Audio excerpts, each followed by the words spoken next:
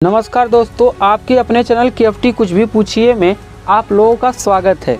दोस्तों, आज की इस वीडियो में हम आपको बताने वाले हैं किसान कर्ज माफ़ी योजना के बारे में।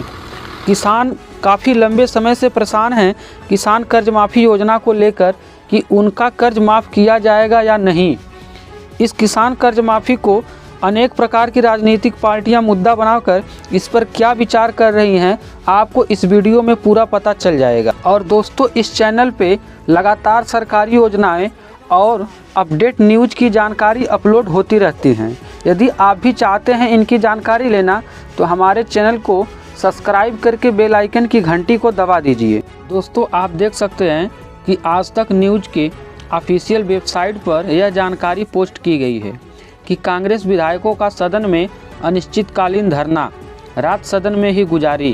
किसानों की पूर्ण कर्ज माफ़ी के लिए कांग्रेस के विधायक धरना पर बैठ गए हैं और इसे लेकर उन्होंने पूरी रात विधानसभा में ही गुजारी।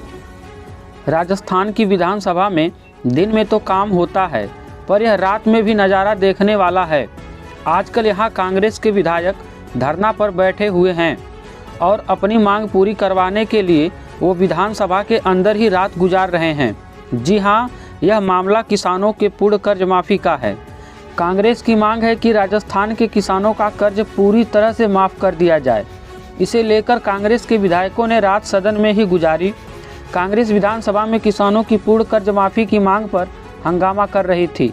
इसे देखते हुए विधानसभा 11 बजे तक के लिए स्थगित कर दी गई। इससे नाराज कांग्रेसी विधायक सदन में ही धरना पर बैठ गए। हैरानी की बात यह है कि कांग्रेसी विधायकों ने रात भी सदन में ही गुजारी। टेंट हाउस से बिस्तर मंगाया और होटल से खाना मंगाकर खाया। हालांकि सुबह होने पर सभी कांग्रेस विधायक अपने अपने घर तैयार होने के लिए गए, लेकिन उन्होंने कहा कि आज वापस सदन में आकर धरना पर बैठ जाएंगे।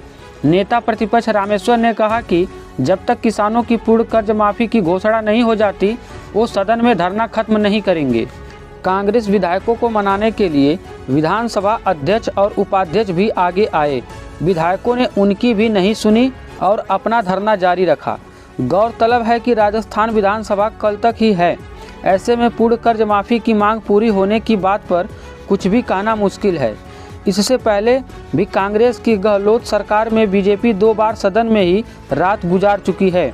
राजस्थान में सदन में रात गुजार कर धरना देने की परंपरा बन गई है। और आप देख सकते हैं कि किसान कर्ज माफ़ी की जानकारी जी न्यूज़ पर भी पोस्ट की गई है। सत्ता की चाबी है किसानों का कर्ज माफ़ी, लेकिन नहीं है कृषि समस्या का हल। नीति आयोग का कहना है कि कर्ज माफ़ी का लाभ किसानों के एक ही तबके को मिलता है। नई दिल्ली, नीति आयोग ने बुधवार को कहा कि कृषि ऋण माफ़ी से किसानों के एक तबके को ही लाभ होगा और कृषि समस्या के हल के लिए यह कोई समाधान नहीं है। कृषि कर्ज माफ़ी को लेकर जारी बहस के बीच नीति आयोग ने यह कहा कि कांग्रेस अध्यक्ष राहुल गांधी सरकार पर किसानों का कर्ज माफ़ करने के लिए दबाव दे रहे हैं। उन्होंने कहा कि वह तब तक प्रधानमंत्री नरेंद्र मोदी को आराम से बैठने नहीं देंगे जब तक सभी किसानों का कर्ज माफ़ नहीं हो जाता। नए भारत के लिए रणनीति दस्तावेज जारी करने के मौके पर नीति आयोग के उपाध्यक्ष राजीव कुमार ने कहा, कृषि क्षेत्र में संकट के लिए कृषि ऋण माफ़ी कोई समाधान नहीं है, बल्कि इससे केवल कुछ समय के लिए राहत मिलेगी। नीति आयोग के सदस्य रमेश चंद ने भी कुमार की बातों से सहमति जताते हुए कहा कि कर्ज माफ़ी की सबसे बड़ी समस्या है कि इससे किसानों के केवल एक तबके को लाभ होगा।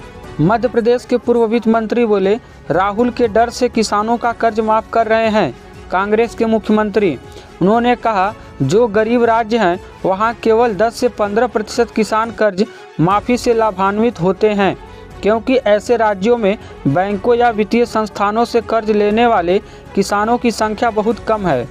यहाँ तक कि 25% किसान भी संस्थागत कर्ज नहीं लेते। चंद ने कहा कि किसानों के कर्ज लेने के मामले में संस्थागत पहुंच को लेकर जब राज्यों में इस तरह का अंतर हो तब ऐसे बहुत सारा पैसा कृषि कर्ज माफ़ी पर खर्च करने का कोई मतलब नहीं है। उन्होंने कहा, कैग की रिपोर्ट में भी यह कहा गया है कि कृषि कर्ज माफ़ी से मदद मिलती है। कृषि क्षेत्र में किसानों की समस्या के हल के लिए कर्ज माफ़ी समाधान नहीं है, कुमार और चंद दोनों ने कहा कि आयोग कृषि मंत्रालय को राज्यों को आवंटन कृषि क्षेत्र में उनके द्वारा किए गए सुधारों से जोड़ने के लिए सुझाव देगा। जीएसटी पर एक सवाल का जवाब देते हुए कुमार ने कहा कि संसाधन बढ़ने तथा कर आधार में वृद्धि के साथ औसत दर 15% की ओर जाएगी। उन्होंने यह भी कहा कि नए भारत के लिए रणनीति दस्तावेज जारी करने के बाद आयोग अब 15 साल के दृष्टिकोण पत्र पर काम शुरू करेगा। दोस्तों, अगर आपको ये वीडियो पसंद आए तो वीडियो को लाइक करें, सब्सक्राइब करें और इस घंटे को बजाय ऑल प्रेस करें हमारी वीडियो सबसे पहले देखने के लिए।